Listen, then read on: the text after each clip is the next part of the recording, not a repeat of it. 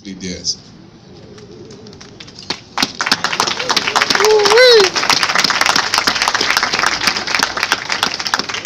And so let me say, this is the first ceremony, such ceremony I'm attending, and I do it in honor of our brothers and sisters who today are being given Ghanaian citizenship. The slave trade still remains the most evil act ever perpetrated by humans on other humans. Nothing in the history of mankind beats the evilness of the slave trade. We all are reminded when we see the symbols of this trade dotted along the coast of Africa, and especially along the coast of Ghana. Ghana has the most slave forts than any other country in Africa. And so it means that Ghana was an important exit route for most of our brothers and sisters who ended up in the diaspora as slaves. When you stand at the Cape Coast Castle or the Elmina Castle, and you stand in that archway that we call the door of no return, and you walk through the dungeons of these forts and castles, no sense of human imagination can capture the reality of the horror that took place in these forts and castles. Families separated from each other forever.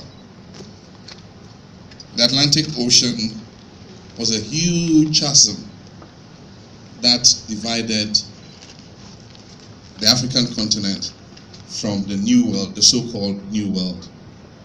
And indeed, once you walk through that door, there was no possibility of return at the time. Indeed, as a young man growing up, aside from visiting the castles, the first real impact and understanding of the reality of the slave trade, apart from reading it in my history books in school, was the work, beautiful work done by Alex Haley, Roots, which we watched in several parts when I was a young undergraduate student in the University of Ghana. The story of Kunta Kinte impacted and had such an effect on us and made us truly understand the horror of what had taken place against our ancestors and forebears. And one thing has always struck me about the common design of those slave forts and castles, and that is that both in the Osu Castle, which we have vacated currently and moved the seat of government to the Flagstaff House, and also in the Cape Coast Castle, you find that the chapel, where praise is given to God, and where humanity should be in supplication with its Creator, is built over the dungeon where unspeakable horrors were taking place. Of course. And so even as the priest or whoever was administering the sermon, he couldn't fail to remember that there were people underneath his feet suffering utter humiliation and suffering. Today, we are here to turn that door of no return into a door of return.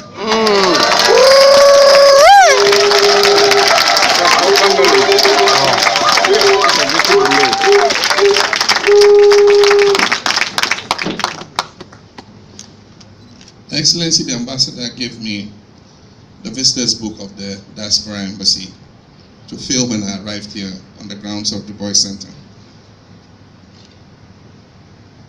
And I said I have the honor and privilege to restore to you your full rights as Ghanaian and African citizens.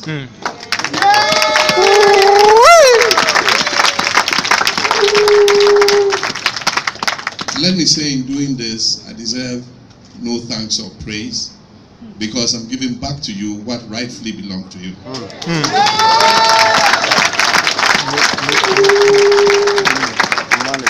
And in doing this, I'm just following in the footsteps of our fathers, Dr. Nkrumah, Padmore, Marcus Garvey, Bois, Martin Luther King, and all of them. We're just following in their footsteps. Ghana was the first sub-Saharan African country to break free from colonial domination. And since then, it had been the beacon of the liberation struggle. We believed, as President Nkrumah said, that the independence of Ghana is meaningless unless it's linked with the total liberation of the African continent. And so, Ghana became the headquarters of the liberation struggle. And I felt proud as the president of Ghana when I've gone to other countries and had the presidents walk up to me and tell of how they lived in Ghana, and they remember Osu, and they remember some of the nightclubs they used to go to here. And they proudly tell me that I still have my Ghanaian passport that Dr. Nkrumah gave to me.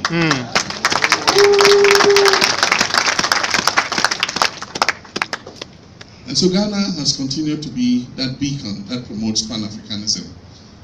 And so, in signing these instruments of citizenship, I'm just following in the footsteps of what the founder of our nation began, Dr. Kwame Nkrumah. In July this year, we passed another historic legislation that gives all Africans, all persons carrying passports of African countries, the right to apply for visas on arrival. And that has facilitated travel of Africans into Ghana. I believe that this privilege can be extended to the diaspora to allow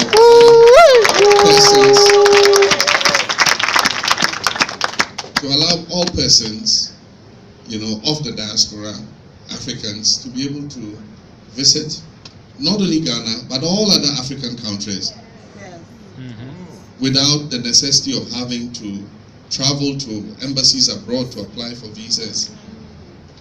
I do believe that this is a win-win.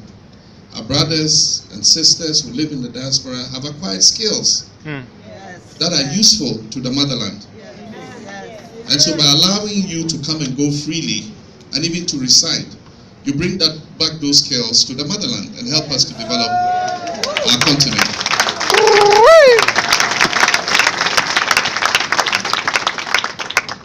And so let me congratulate those of you who are receiving citizenship today. I believe you're not going to be the last. This should be the first.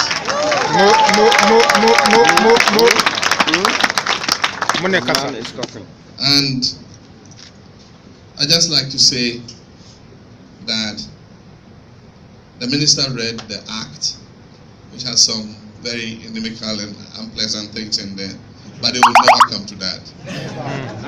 It's your right, you're Ghanaians, you're going to live here, you're going to live as brothers and sisters, and we're going to be together forever.